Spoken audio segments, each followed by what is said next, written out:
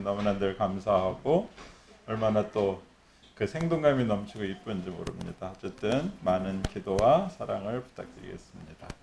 네, 벌써 이제 10월이 접어드는 게 엊그제 같고 추석 지나고 그러다 보니까 벌써 중순의 시간들이 훌쩍 지나서 참 빠르게 흘러가고 있는 것 같습니다. 어쨌든 옛날에 어른들께서 하셨던 말씀이 있죠. 어쨌든 나이가 들어가면 시간이 더 빨리 가는데 나이에 비례한다고 해서 이제 시간의 속도가 빨라진 것을 저도 실감합니다. 올해 제가 이제 환갑을 맞았는데요. 그러다 보니 이제 지나가는 시간의 속도가 시속 60km로 가고 있고요. 근데 아마 70이 되면 70으로 갈 거고 80으로 가면 80km로 갈 거를 생각하니까 갑자기 시편 기자가 하신 말씀, 우리의 연수가 70이요 강건하면 80이지만 그 연수와 자랑은 수고뿐이고 그 다음에 신속히 가니 우리가 날아간다라는 말씀을 또 한편 마음에 생각을 해보게 됩니다. 그리고 이제 등산하는 사람들이 하는 말씀이 있죠. 산에 올라가는 것도 중요하지만 사실 내려오는 것이 더 중요하다라는 그 말씀도 생각해 보게 되는데 요즘 물론 100세 시대라고 하지만 아마 또 점점 또 하산의 준비도 해야 되는 건 아닌가 그런 생각도 잠시 좀 해봤습니다. 제가 지금 살고 있는 그 일산 가자동은 대화에서 이제 끝자락 부분에 위치해 있고요. 도농 경계 지역인데 저는 굉장히 저 개인적으로는 아주 좋습니다. 이쪽으로 가면 도시고 이쪽으로 가면 논과 밭이 있어서 어쨌든 여름에는 이 논에 밭에 각양 곡식들이 성장하는 모습을 보기엔 굉장히 좋은데 지금은 이제 추수가 많이 진행됐고 돌판이 많이 횡해지고 있습니다. 그래서 산책을 하면서 이제 겨울이 오는구나 이런 생각을 하게 되는데 그럼에도 불구하고 또 산천을 뒤로 들어오면 얼마나 또 형형색색으로 아름답게 물들어가는지 모릅니다. 그래서 우리 성도님도 어쨌든 또 이 좋은 시간은 잘 보내셔야 되잖아요.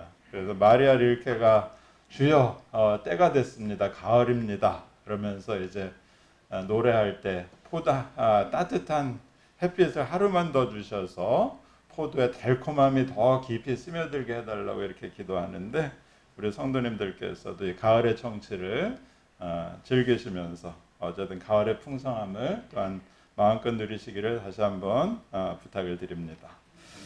네, 오늘은 로마서 8장의 말씀을 가지고 말씀을 전하려고 합니다. 사람들이 흔히 이제 로마서를 기독교 복음의 진수다 이렇게 이야기할 때가 있습니다. 임진수가 아니고요.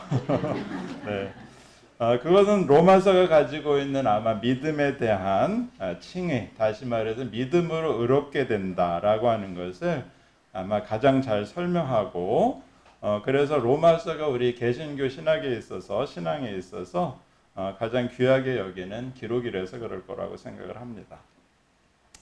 바울 사도는 원래 우리가 로마서를 읽어보면 스페인 선교를 준비하기 위해서 로마서를 보냈는데 그때 우선 해결해야 될 문제가 교회 안에 있었던 것을 알 수가 있습니다. 그것은 교회 안에 이방인들과 유대인들 두 그룹이 나눠져 있었고 숫자로 볼 때는 이방인들의 숫자가 훨씬 많았습니다. 이렇게 다양한 인종들이 모여서 예배를 드렸기 때문에 교회는 늘 긴장 관계였고 심지어 음식을 먹는 문제 때문에 때로는 극심한 갈등을 겪기까지 했습니다. 그러다 보니 바울 사도는 로마 교회의 후원을 받아서 스페인으로 가려고 하는 것이 차질이 생길 것 같아서 교회로 편지를 보내 갈등의 문제를 해결하려고 노력했고 그 결과가 우리가 읽고 있는 로마서인 것입니다. 바울 사도는 로마 교회 문제를 해결할 때 먼저는 이방인들로 하여금 당신들이 자유라는 입장을 가지고 있지만 소수의 유대인들을 배려하지 않는 것을 지적했던 것을 볼 수가 있고요. 유대인들을 향해서는 그들이 율법을 가지고 있지만 율법을 자신들의 공로를 앞세우는 수단으로 잘못 사용하고 있다는 것을 지적해 주었습니다. 그러면서 모든 사람이 하나님 앞에서 죄를 범하였고 유대인이나 이방인이나 모두 죄를 범하였으므로 의인은 없나니 하나도 없다. 이렇게 이야기를 해줍니다. 바울 사도는 그렇게 모두가 죄인인 이 세상을 구하고자 하나님이 당신의 아들을 이 땅에 보내셨고 결국 그를 십자가에 내어줌으로 우리들의 모든 죄를 사해 주셨고 그 사실을 믿는 사람들에게는 의롭다 하심. 다시 말해서 하나님과 인간 사이에 틀어졌던 관계가 정상화되었다고 선언합니다. 이처럼 우리들의 믿음은 우리들을 사랑하시는 하나님의 사랑, 다시 말해서 그의 아들을 아끼지 아니하시고 우리들을 위해 내어주신 그 사랑의 믿음으로 응답하는 것입니다. 그래서 저는 오늘 자기 아들을 아끼지 않고 우리들을 위해 내주신 하나님의 사랑에 우리는 과연 어떻게 응답할 수 있는가를 같이 생각해 보면서 두 가지를 말씀을 전하고자 합니다. 첫째, 우리 믿음으로 사는 사람들은요, 하나님의 사랑으로 승리하는 삶을 살아야 될 줄로 믿습니다. 네, 오늘 우리들이 읽은 로마서 8장의 말씀을 잘 읽어보시면 로마서는 이제 4장, 5장, 6장이 계속 사실은 연결되는 이야기로 되어 있습니다. 우리가 7장을 읽어보면 그리스도인들은 예수를 믿고 있지만 그럼에도 불구하고 매일 영적인 갈등을 겪을 때가 있습니다. 여러분, 예수님을 믿고 났더니 마음이 평안해졌느냐? 이런 질문이죠. 사실 우리는 예수님을 믿는다고 해서 인생의 근본적인 문제는 해결되지만 일상에서 만나는 문제들은 회피할 수가 없죠. 그래서 7장 22절 이하를 보게 되면 내 속사람으로는 하나님의 법을 즐거워하되 내 지체 속에서 한 다른 법이 내 마음의 법과 싸워 내 지체 속에 있는 죄의 법으로 나를 사로잡는 것을 보는도다. 오호라 나는 공고한 사람이로다. 이 사망의 몸에서 누가 나를 건져내랴. 이렇게 탄식을 하게 되는 것입니다. 네, 교회 다니는 사람도 이렇게 때로는 세상 속에 살아가기 때문에 마음의 괴로움이 있어서 난 참 공고한 사람이다라는 탄식을 할 수밖에 없다는 이야기입니다. 여기서 학자들은 이 나라고 하는 주어를 바울로 볼 것인지 아니면 믿는 사람들을 말하는 것인지 논란을 벌이기도 하지만 큰 틀에서는 아마 여기서 말하는 나는 믿는 사람들 전체를 대신하는 것이다라고 설명을 하곤 합니다. 즉 우리는 믿음 생활을 하면서 속사람은 예수 믿은 것이 좋다고 하지만 실질적으로 그것을 살아내려고 하면 우리의 지체 속에 있는 죄의 법에 의해서 신앙생활할 때도 자꾸 넘어질 때가 있다는 이야기입니다. 그래서 우리들은 오늘 로마서의 말씀처럼 참으로 나는 불행하다. 나는 참으로 힘들다. 누가 나를 이 사망의 몸에서 건져낼 수 있을까? 이렇게 고민을 할 수밖에 없다는 사실이죠. 우리 성도님들은 좀 어떠신가요? 우리가 교회에 와서 말씀을 듣거나 아니면 성경 공부를 할 때는 그래도 말씀의 이치가 잘 깨달아지고 이해가 되지만 막상 그 말씀을 실천하려고 하면 그 말씀이 우리에게 큰 부담으로 다가올 때가 있지 않습니까? 아마 그 중에서도 가장 힘든 것 중에 하나가 원수도 사랑하라. 이 말씀이 참 힘든 말씀이 아닐까 이렇게 생각을 합니다. 우리는 이 세상을 살아가면서 많은 사람들과 관계를 맺으면서 살아가고 있고 그런 과정에서 때로는 누군가에게 상처를 주기도 하고 받게 되는데 특별히 누군가의 상처를 받을 때는 단순한 상처가 아니라 어떤 사람에게는 트라우마로 남는 경우도 있게 되는 것입니다. 그럴 때 우리는 예수님이 원수도 사랑하라 라는 말을 위대한 말씀으로 받아들이지만 어떤 사람에는 사랑할 수 없는 사람 때문에 그 말씀이 우리에게 더 큰 상처로 다가오는 경우도 있다는 것이죠. 그래서 우리들은 믿음으로는 서로 사랑해라. 그리고 내 이웃을 내 몸과 같이 사랑하라는 말씀을 그리스도 신앙의 황금률 정도로 여기지 사실은 우리들이 그 말씀대로 살아내려고 할 때 한계가 드러날 때가 많이 있는 것입니다. 그러나 오늘 우리들이 읽은 로마서의 말씀을 보게 되면 바울 사도는 이렇게 신앙생활을 하면서 어려움을 겪는 우리들을 향하여서 이렇게 이야기를 합니다. 만일 하나님이 우리를 위하시면 누가 우리를 대적하리요. 할렐루야. 네, 사랑하는 여러분, 오늘 우리들이 읽은 로마서를 좀 자세히 읽어보시면 31절, 32절, 34절을 잘 살펴보시면 우리를 위하여 라는 말씀이 나오는 것을 볼 수가 있습니다. 그것은 먼저 하나님이 우리를 위하시면 누가 우리를 대적하리요 라고 하는 말씀이고요. 그 다음 말씀은 자기 아들을 아끼지 아니하시고 우리 모든 사람을 위하여 내어주신 이, 이렇게 말씀하고 있고요. 마지막으로 이는 그리스도 예수시니 그는 하나님 우편에 계신 자요 우리를 위하여 간구하시는 자라는 말씀입니다. 저는 이 말씀을 읽으면서 우리를 향한 하나님의 사랑과 예수님의 사랑의 의미를 다시 한번 깊이 묵상하게 되었습니다. 이 말씀은 결국 하나님은 항상 우리 편이라는 사실입니다. 따라하겠습니다. 하나님은 항상 우리 편이다. 할렐루야. 네. 우리는 사실 가끔씩 부부관계에서 남편이라 할 때 남편이 진짜 남의 편이라고 이렇게 해석할 때도 있지 않습니까?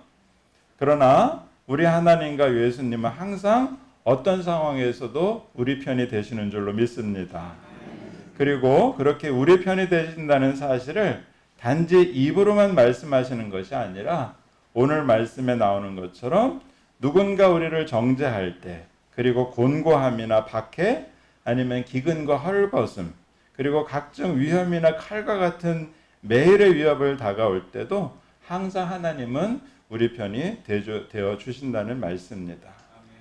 특히 우리는 예수님이 죽음의 권세를 이기시고 하늘에 오르시어 지금도 하나님 우편에서 우리들의 중보자가 되신다, 이렇게 말씀하고 계십니다. 이 말씀은 결국 예수님은 어떤 분이시냐? 하나님 앞에서 우리의 변호사가 되신다는 말씀입니다.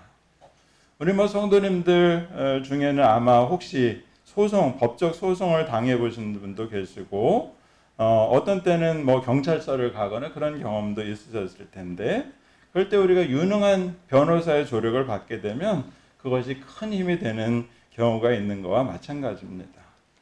하나님의 법정은 아마 세상의 법정보다 훨씬 더 엄숙하고 힘이 들 텐데, 그때 예수님이 계신다면 그분이 바로 우리의 변호사가 되신다는 말씀입니다. 제가 위에서 말씀드렸던 것처럼 사람들은 누구든지 살면서 인생이 가져다주는 어려움을 한 번 정도는 당할 때가 있고요. 또 어떤 사람은 그 경험으로 엄청난 트라우마를 겪기도 합니다. 예를 들어서 교통사고를 경험한 사람은 한동안 그 트라우마에서 벗어나기가 엄청나게 어렵습니다. 저희 돌아가신 어머님도 교통사고를 당하셨는데, 그때 충돌을 일으키면서 남편은 밖으로 남편과 아들이 튕겨져 나가서 죽음을 경험했고, 본인도 목이 부러져서 오랫동안 입원을 한 적이 있었습니다. 그래서 어머님은 택시를 타실 때마다 항상 오른손이 올라가도 왼손이 올라가서 불안하니까 손잡이를 잡는 것을 보곤 했습니다. 이렇게 트라우마는 우리들의 삶에 엄청난 충격을 주어서 그것을 헤어나오지 못하게 합니다. 그러나 분명한 것은 우리가 트라우마를 벗어나는 길은 그 트라우마를 이길 때에 그 고통에서 벗어날 수 있다는 것이죠. 어느 날 출근을 하면서 방송을 듣다가 어떤 심리학자가 트라우마에 관해서 이야기하는 것을 들었습니다. 그는 어떤 사람이 누군가에게 당한 트라우마가 있다면 그것을 극복하는 유일한 길은 그 가해자를 향해서 오히려 더 멋있게 잘 살아내는 방법밖에 없다라는 이야기였죠. 저는 이 말을 들을 때 참으로 맞는 말이지만, 동시에 어떤 사람이 그렇게 트라우마를 극복하기 위해서 스스로 용기를 낼 수 있을까 하는 반문이 생기기도 했었습니다. 그러나 오늘 로마서의 말씀은 하나님이 우리보다 우리가 당하는 인생의 고통과 고뇌에 관해서 더 잘 알고 계시고, 죽음을 이기신 예수님이 부활상천하셔서 지금도 우리들을 위하여 중보기도를 해주신다는 말씀에 다시 한번 용기를 내게 되는 것입니다. 다시 말해서 우리는 우리가 당하는 어려움을 혼자의 힘으로 이기는 것이 아니라 우리를 도우시는 성삼위일체 하나님의 도우심을 통하여 이기는 것임을 믿습니다. 그러므로 우리는 우리의 믿음은 이렇게 우리를 도우시는 하나님의 사랑을 전적으로 신뢰하는 것이라고 믿어야 될 줄로 믿습니다. 다시 말해서 우리들의 믿음은 그저 단순한 입술 신앙이 아니라 마음으로 믿어서 의에 이르는 확고한 믿음이 되어야 하는 것이죠. 그리고 우리의 믿음은 단지 머리로만 고백하는 관념이 아니라 우리를 사랑하시는 그 하나님의 사랑을 전심을 다해 믿음으로 승리하는 그런 믿음이 되어야 될 줄로 믿습니다. 이렇게 우리 새바른교회 성도님들이 하나님의 사랑에 응답함으로 늘 승리하기를 예수님의 이름으로 축원합니다. 네, 두 번째 우리가 기억해야 할 말씀은 하나님 사랑에 대한 응답은 바로 그 사랑에 대해서 확신해야 된다는 것입니다.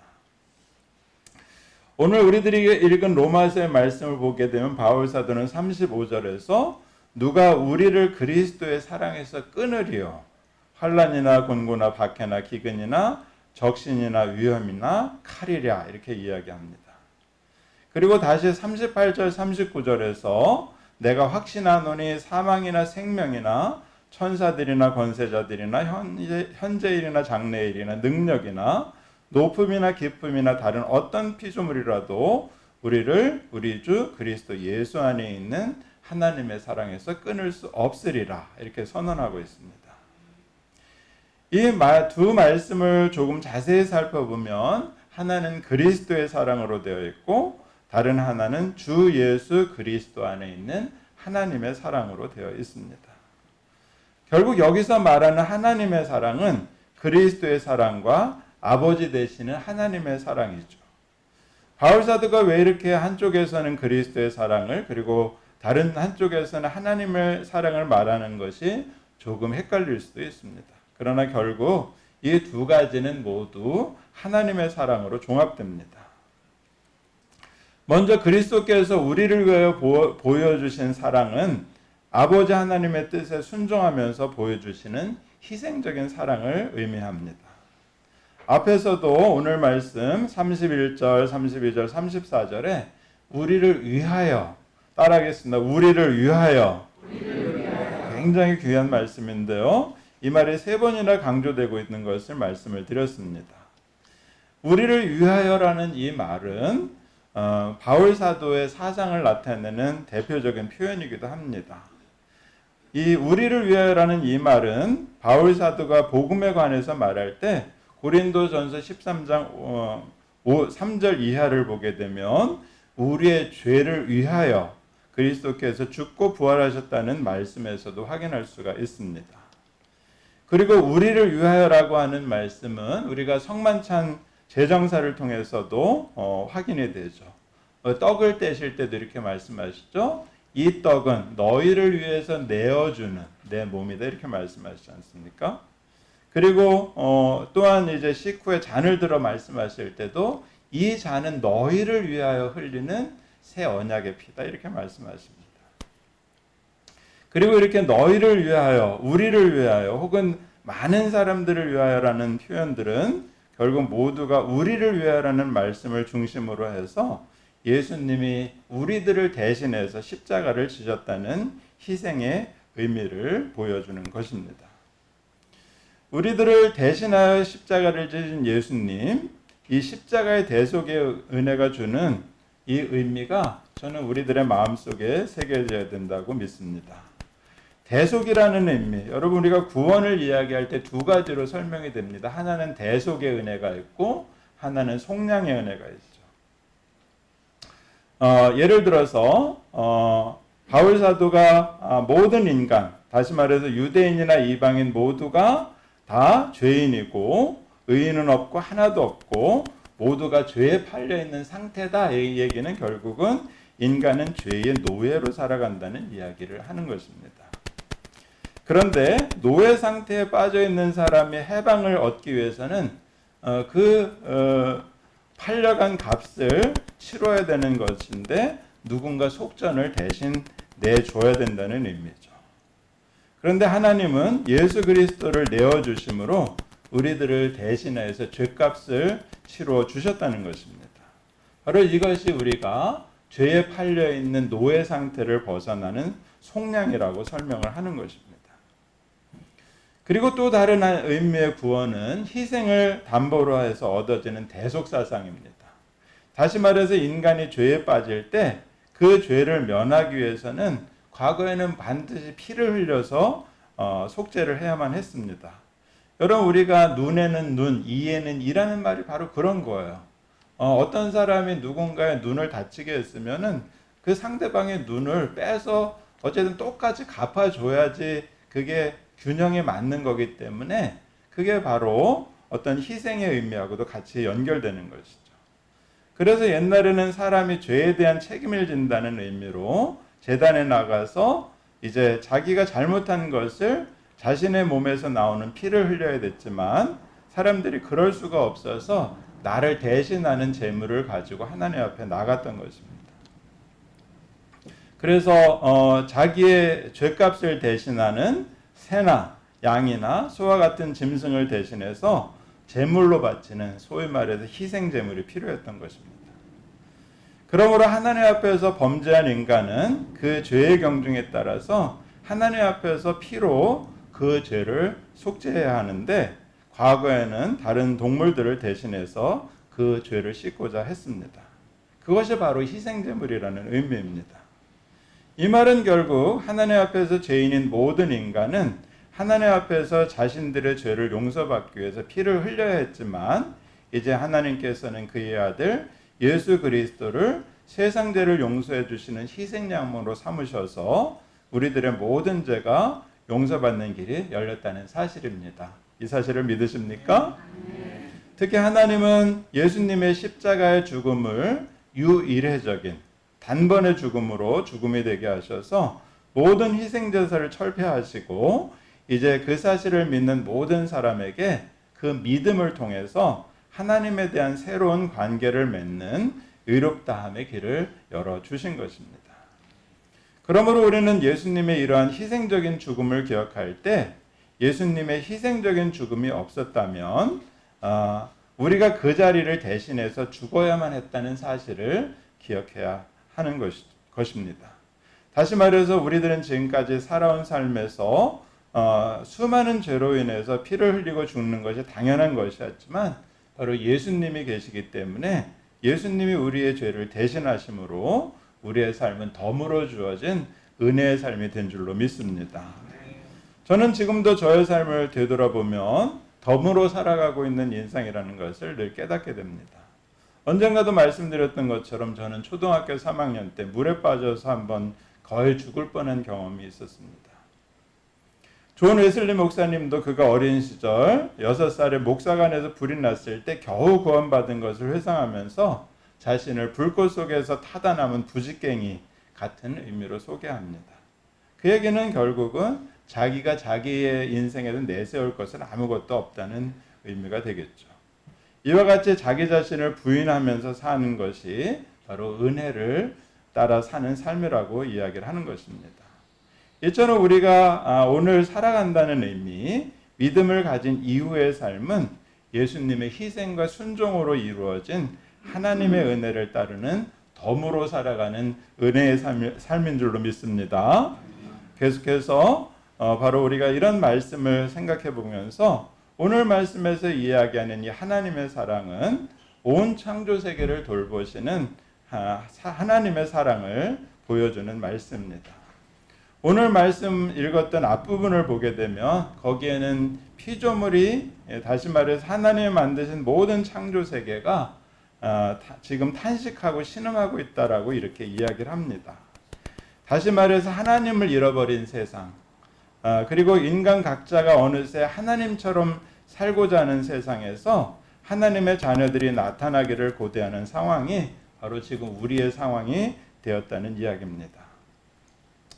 우리가 창세기 3장 1절에서부터 5절의 말씀을 보면 뱀이 하와를 유혹하는 이야기 중에서 처음에 뱀이 하와를 유혹할 때 하나님이 참으로 너희에게 동산 모든 나무의 열매를 먹지 말라 하시더냐 이렇게 질문으로 시작합니다. 그러자 하와는 동산 나무의 열매는 우리가 먹을 수 있으나 동산 중앙에 있는 나무의 열매는 하나님의 말씀에 너희는 먹지도 말고 만지지도 말라 너희가 죽을까 하노라 하셨다 이렇게 대답하죠. 그러자 뱀이 다시 하와에게 너희가 결코 죽지 아니하리라. 너희가 그것을 먹는 날에는 너희 눈이 밝아져 하나님과 같이 되어 선악을 알 줄 하나님이 아심이라. 이렇게 이야기를 하면서 하나님과 그 인간의 관계를 갈라놓고 있는 것을 우리가 볼 수가 있습니다. 그리고 이어지는 이야기를 보게 되면 이브와 아담이 사탄의 유혹에 넘어가면서 이 하나님과 같이 되리라고 하는 말씀에 그건 아니다라고 이렇게 항의라도 했어야 되는데 마치 동조하는 것처럼 넘어가면서 결국 하나님의 배반의 길을 걸어가는 것을 우리는 목격하게 됩니다. 이처럼 아담과 하와가 하나님에서 갈라서는 이야기는 하나님 없이 살아가려는 모습이고 한편에는 인간의 마음속에는 마치 자신이 하나님인 양 착각하는 마음이 있는 것을 우리에게 알려주는 말씀입니다. 하지만 성경은 하나님의 사랑이 이러한 인간의 배신에도 불구하고 계속된다는 이야기입니다. 하나님은 에덴 동산에서 쫓겨난 아담과 하와에게 가죽옷을 지어 입히셨고 결국은 아브라함과 같은 믿음의 조상을 세워 인간을 사랑하시는 그 사랑을 한 번도 포기하지 아니하셨습니다.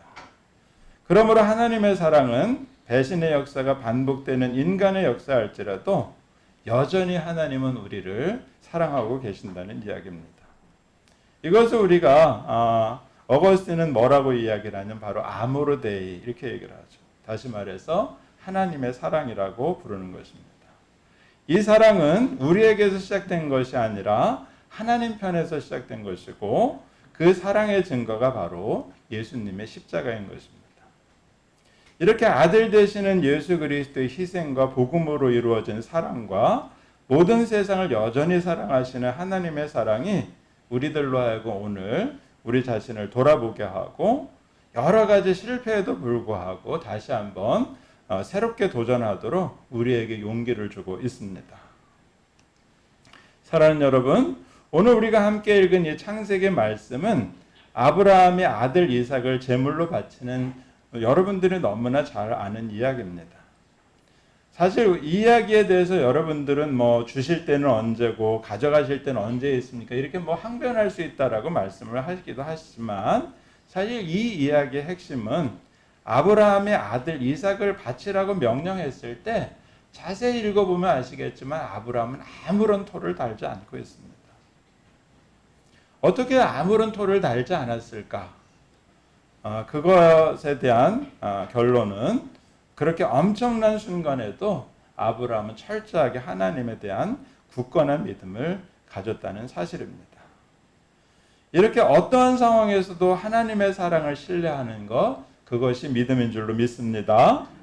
네, 그러므로 우리 모든 성도님들도 오늘 바울 사도가 말하는 이 그리스도의 사랑, 하나님의 사랑을 마음 깊은 곳에 새기시기를 간절히 바랍니다.